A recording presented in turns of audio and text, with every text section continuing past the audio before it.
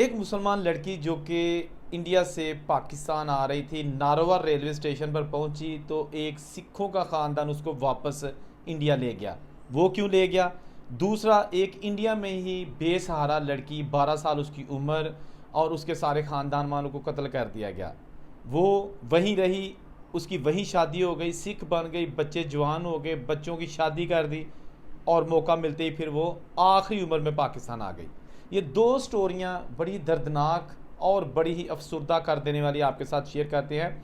India में एक बुज़ुर्ग, उन्होंने ये वाक़या कोट किया। उन्होंने कहा कि जी 1947 की पार्टीशन के दौरान सिखों का जत्था, हिंदुओं का जत्था जो कि पाकिस्तान से इंडिया जा रहा था, और हम पहुंचे नारोवाल रेलवे स्टेशन के पास। वहां पर एक जवान लड़की जो कि किसी तरीके से बच के रावी पार करके पाकिस्तान आ गई। उसका ताल्लुक़ इंडिया से था, मुसलमान फैमिली से थी, और उसके सारे ख़ानदान वालों को कत्ल कर दिया गया था। उसको नहीं पता था कि मैंने कहाँ जाना है। पाकिस्तान तो वो जत्थे के साथ आ गई जैसे भी है, लेकिन अब वो सारे लोग अपने अपने साइड पे निकल गए जो पाकिस्तान पहुँचे थे। ये लड़की वहाँ रेलवे की पटरी पे बैठी रो रही थी और बहुत ही अफसरदा थी। एक बुज़ुर्ग सिख ने उससे पूछा कि तुम्हें बेटा क्या हुआ है? तो उसने कहा कि मैं इंडिया से आई हूँ, पंजाब में रहती थी और अब यहाँ पर आ गई, लेकिन जाना कहाँ है मुझे तो इस चीज़ का इल्म नहीं है। मेरे सामने वही खौफ है जिस तरह मेरे बहन भाइयों और को मतलब छीन लिया गया, कत्ल कर दिया गया, और अभी मैं आ तो गई हूँ पाकिस्तान और यहाँ भी हंगामा राई शुरू है, तो मुझे नहीं पता मैंने कहाँ जाना है, मेरा मुस्तकबिल क्या है। तो उस सिख ख़ानदान ने उसको कहा कि आप हमारे साथ अगर चाहो तो इंडिया जा सकती हो वापस, और हम आपको छत भी देंगे, तहफ़्फ़ुज़ भी देंगे, और आपकी हिफाजत भी करेंगे। बहरहाल उस लड़की को एक सहारा मिल गया, वो वापस इंडिया फिर चली गई। इस ख़ानदान ने जहाँ भी ये गए आप उस मुस्लिम लड़की को अपने साथ रखा। उस मुस्लिम लड़की की शादी कर दी अपने एक भाई के साथ, और ये लड़की फिर मुसलमान से सिख बन गई और ज़िंदगी के दिन पूरे करने लगी।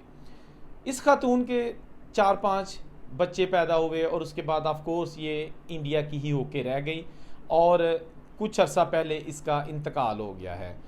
ये तो एक स्टोरी थी जो कि एक मुसलमान लड़की, बेसहारा लड़की जिसके वालिदैन को कत्ल कर दिया गया था। दूसरी एक उन्होंने सुनाई बुज़ुर्गों ने कि उन्हीं के गांव में एक मुसलमान परिवार था, ज़्यादातर मुसलमान थे, और वहाँ पर हमला हुआ, और ये जो बच्ची है 12 साल एज थी, ये कहीं छुप गई, बाकी सारे घर वालों को मार दिया गया, और ये अकेली वहाँ रह गई।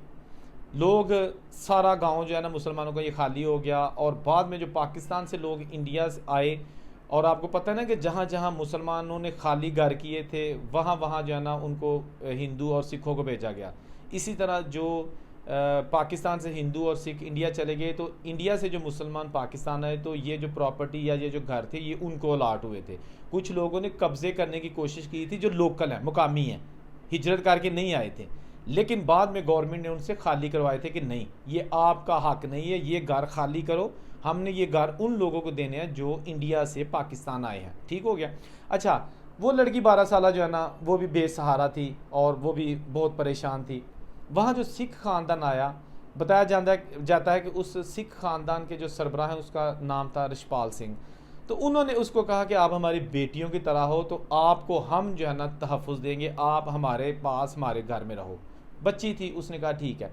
वो काम शाम करने के लिए उन्होंने रख ली, मुसलमान थी और बेसहारा थी, तो वो लड़की काम शाम करती रही उनके घर में, एक फ़र्द की तरह रहने उसने शुरू कर दिया। दिन रात गुजरते गए, वक्त तेज़ी के साथ आपको पता है गुजरता जाता है। कुछ सालों बाद जब उन्होंने देखा कि ये लड़की बालिग हो गई है, शादी के काबिल हो गई है, तो उन्होंने अपने ही एक आदमी के साथ इस बच्ची का निकाह कर दिया, और ये लड़की भी मुसलमान से सिख बन गई। ये निकाह भी एक गुरुद्वारा में हुआ। जब ये लड़की वहाँ पे थी, और ऑफ कोर्स तो इसने अपनी नई ज़िंदगी शुरू कर दी, तो उस दौरान वहाँ पर ऑफ कोर्स इसके शादी के बाद बच्चे भी पैदा होने थे। तो बताया जाता है कि इसके बच्चे पैदा हुए, फिर वो आहिस्ता आहिस्ता जवान भी हुए, फिर जनाब उनकी शादियाँ भी कर दी। उतनी देर में इसकी भी एज जो है ना वो 50+ हो चुकी थी। तो इसको मौका मिला पाकिस्तान आने का, या जैसे भी है ये लड़की वहाँ से भाग कर पाकिस्तान आ गई। जब ये पाकिस्तान आई, उन्होंने पूरा इसको तलाश करने की कोशिश की, लेकिन बाद में पता चला कि वो पाकिस्तान चली गई है। लेकिन उस खातून ने जो कि पाकिस्तान आ गई थी, उसके बाद कोई वहाँ राब्ता नहीं किया। बड़ी कोशिश की उन्होंने कि अपने बच्चों की माँ को तलाश किया जाए, लेकिन सरहद पार चली गई और वो तलाश ना हो सकी। ये जस्ट 2 सच्चे वाक़यात हैं। इस तरह के हज़ारों की तादाद में वाक़यात मौजूद हैं। खा वो हिंदू लड़कियों के साथ पेश आए, खा सिख लड़कियों के साथ पेश आए, खा मुसलमान लड़कियों के पेश आए। एक मैं चीज़ आपको यहाँ बता देता हूँ, ये लड़कियाँ बेकसूर थी। सज़ा जो हिंदू, मुस्लिम या सिख लड़कियों को दी गई, ये बेकसूर थी। इन्होंने तो लूटमार भी नहीं की थी, इन्होंने तो कत्ल भी नहीं किसी को किया था, लड़कियों ने तो अगवा भी किसी को नहीं किया था। तो फिर इनकी असमत दरी क्यों की गई? इनके साथ ज़बरदस्ती ज़्यादती क्यों की गई? इनको सामने खड़ा करके इनके वालिदैन को क्यों कत्ल किया गया? इन लड़कियों को घोड़ों पे बिठा के ले जा के इनके साथ कई कई लोगों ने ज़्यादती की। इनका कसूर क्या था? ये तो लूट मार में आगे आगे नहीं थी, ये तो कत्ल नहीं कर रही थी, ना किसी हिंदू को कत्ल कर रही थी, ना किसी मुसलमान को कत्ल कर रही थी, ना किसी सिख को कत्ल कर रही थी। इनके बच्चे पैदा कर दिए गए, नाजायज बच्चे पैदा कर दिए गए, मजबूरन लड़कियों ने बच्चे पैदा किए। वालिदैन किसी और जगह, मे भी वो लड़कियां शादीशुदा थी, मोस्टली शादीशुदा लड़कियां गवाह हुई, हस्बैंड उनका कहीं, लड़की किसी और के बच्चे पैदा कर रही है।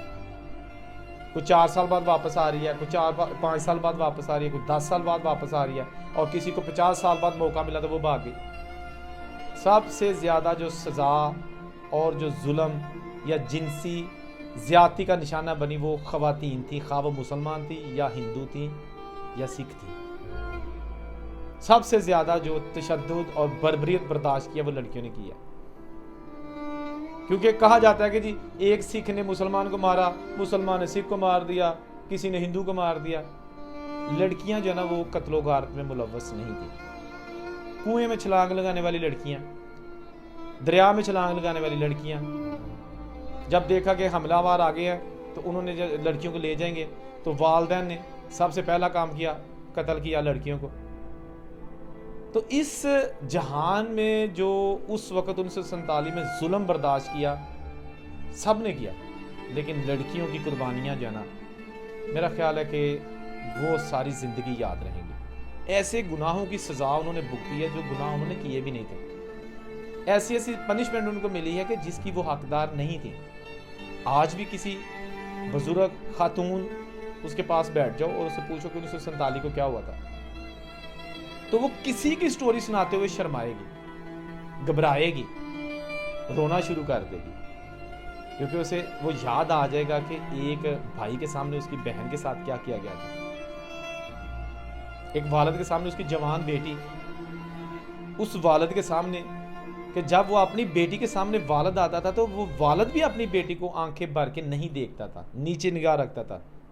उसकी बेटी थी, उसकी पैदा करदा औलाद थी, इतनी हया थी उस बेटी के लिए, लेकिन उसी बाप को खड़े किया, उसकी बेटी को अगवा किया या ज्यादती की, या फिर उस बेटी के सामने उस बूढ़े बाप को जिसने उसको डोली में बिठा के रुखसत करना था, खा उसके पास पैसा था या नहीं। कभी लड़की गरीब की भी जो है ना वो घर बैठी नहीं रही, शादी सबकी होती है। तो उस लड़की का ख्वाब था, ये मेरा बूढ़ा बाप जो सारा दिन खेतों में हाल चलाता है, कहीं बैठेंगे, मेरी शादी करेगा और फिर मुझे जो प्यार देगा। लेकिन उसके सुर्ख कपड़े जो शादी के उसने पहने थे बहुत सारी लड़कियों के खून के साथ सुर्ख कर दिए गए। उस वालिदैन के पे क्या बीती होगी? हम तो जस्ट सुनी सुनाई स्टोरियाँ आपके सामने शेयर कर देते हैं, गो कि ये सच्ची हैं या कहाँ तक इसमें सदाकत है, कहाँ तक नहीं है। लेकिन जिनके साथ ये बीती थी ना, अल्लाह ना करे सारी ज़िंदगी किसी के साथ बीते, अल्लाह ना करे 1947 वाली वो जो मार काट थी वो सारा जो ना सीन दोबारा आए। ये वीडियोज़ हम बनाते हैं प्यार के लिए, मोहब्बत के लिए। माजी के जो हम ज़ख़म ताज़ा करते हैं, ये किसी को हम ये नहीं कहते कि उसका कसूर था, उसका था, वो बेकसूर था, वो ऐसा था। जिसने भी जुल्म किया है, मैं बार बार अपनी वीडियोस में कहता हूँ, जिसने भी जुल्म किया है, अगर मुसलमान ने जुल्म किया है या हिंदू ने किया है या सिखों ने किया है, जिसने भी जुल्म किया है और नाजायज़ लोगों को कत्ल किया है या उनका सामान लूटा है, वो जालिम लोग थे, वो इंसान नहीं थे। फिर कहता हूँ, खा वो मुसलमान था, खा हिंदू था या सिख था, जिसने किसी की जान ली है वो इंतहाई जालिम और घटिया इंसान था। वो मर भी गया, मैं फिर भी कहूँगा।